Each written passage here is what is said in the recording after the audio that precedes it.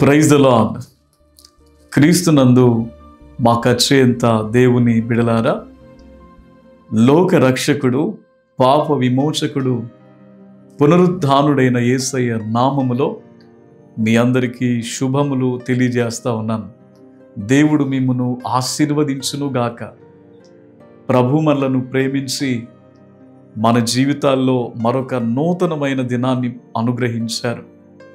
మరొక పరిశుద్ధమైన ఆదివారపు దినాన్ని ప్రభు మనను సజీవు లెక్కలో ఉంచారు. దేవుని బిడలముగా మన బాధ్యత, మనము ఎక్కడ ఉండినను ఈ దినం దేవుని సన్నిధికి మన కుటుంబాల సమితముగా వెళ్ళి దేవుని ఆరాధించవలసినటువంటి వారమై ఉన్నాం. ఇంతకీ మీరు దేవుని సన్నిధికి వెళ్ళటానికి సిద్ధపడుతూ ఉన్నారా ప్రియులారా? దేవుని మందిరంలోనికి వెళ్ళిన తర్వాత, దేవా నా ప్రార్థన ఆలకించు, నా కుటుంబాన్ని చూడు ప్రభువా, నన్ను ఆశీర్వదించు అని మనం ప్రార్థన చేస్తాం.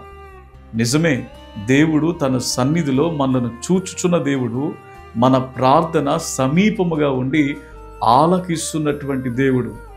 అయితే నీవు పాపము చేస్తున్నప్పుడు కూడా ఆయన చూస్తున్నాడని నీవు గమనించవలసిన వారై ఉన్నారు. అంత మాత్రమే కాదు, దేవుని మందిరములోనికి వెళుతున్న మనలను మన పక్కవారు మన పై రూపాన్ని చూస్తారేమో కానీ దేవుని మందిరానికి వెళ్తున్న మనలను ఆయన మన హృదయాన్ని చూస్తూ ఉన్నాడు ప్రియులారా. ఒకవేళ మన హృదయంలో ఇవి అనగా దేవునికి అసహ్యమైనవి, దేవునికి నచ్చనివి మన హృదయంలో పెట్టుకుని వెళితే గనక ఆ దినం మనకెంత మాత్రం ఆశీర్వాదకరంగా ఉండదు.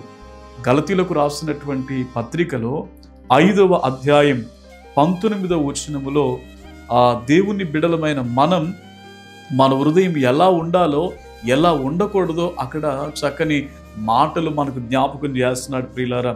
శరీర కార్యములు స్పష్టమైనవి, అవేవనగా జారత్వము, అపవిత్రత, కాముకత్వము, విగ్రహారాధన, అభిచారము, ద్వేషములు, కలహము, మత్సరములు, క్రోధములు, కక్షలు మరియు భేదములు, మిమతములు, అసూయులు, మత్తతులు, అల్లరితో కూడిన ఆటపాటలు మొదలైనవి. ఇప్పుడు చదివినటువంటి మాటల్లో ఏదైనా మీ హృదయంలో ఉన్నదేమో దేవుని బిడ్డలారా. దానిని కలిగి దేవుని మందిరానికి వెళ్ళటం మనకు క్షేమమేనా? నీవు దేవుని మందిరమునకు పోవునప్పుడు నీ ప్రవర్తన జాగ్రత్తగా చూసుకునుండని వాక్యం సెలవిస్తూ ఉంది.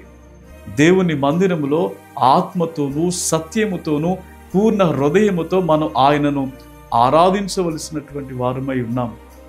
దేవుని బిడలారా, మనము ఆత్మ సంబంధమైన ఫలములతో నింపబడి ఆయన సన్నిధిలో ప్రార్థించి ఆయనను ఆరాధించినప్పుడు ఆయన మందిర ఆవరణములో నాటబడిన ఒలీవ మొక్కల వలె మీ కుటుంబాలు, మనందరి జీవితాలు ఉంచబడతాయి. కనుక ఈ దినం దేవుని సన్నిధికి వెళ్ళడానికి సిద్ధపడుతున్నటువంటి వారులారా, మన హృదయాన్ని సరిచేసుకుని దేవుని మందిరానికి వెళ్ళి స్వచ్ఛమైన హృదయముతో, శుద్ధమైన హృదయంతో దేవుణ్ణి ఆరాధిద్దాం. అట్టి ఆరాధన ద్వారా దేవునికి మహిమను తెద్దాం.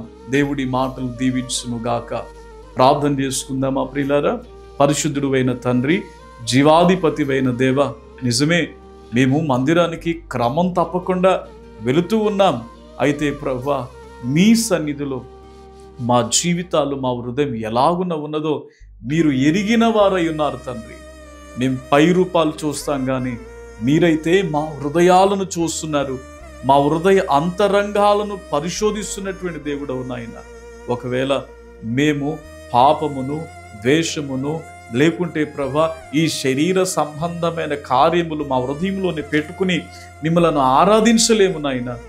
కనుక తండ్రి, ఈ దినాన్న ఎవరైతే ఈ వర్తమానాన్ని వింటున్నారో, అది నేను దేవుని సన్నిధికి వెళ్తా ఉన్నాను, నా జీవితం ఇలా ఉంది, ఇలా ఉండడం ద్వారా నా దేవునికి మహిమ కాదు గనక నేను ఇప్పుడే వాటిని విడిచిపెట్టి శుద్ధమైన హృదయముతో, ఆత్మ సంబంధమైన ఫలములతో నా దేవుణ్ణి ఆరాధిస్తానన్నటువంటి ఆలోచన, ఒక తీర్మానం వర్తమానం వింటున్న వారి జీవితాల్లో మీరు మెండుగా దయచేయమని యేసయ్య నామం పేరిట ప్రార్థిస్తా ఉన్నాను తండ్రి.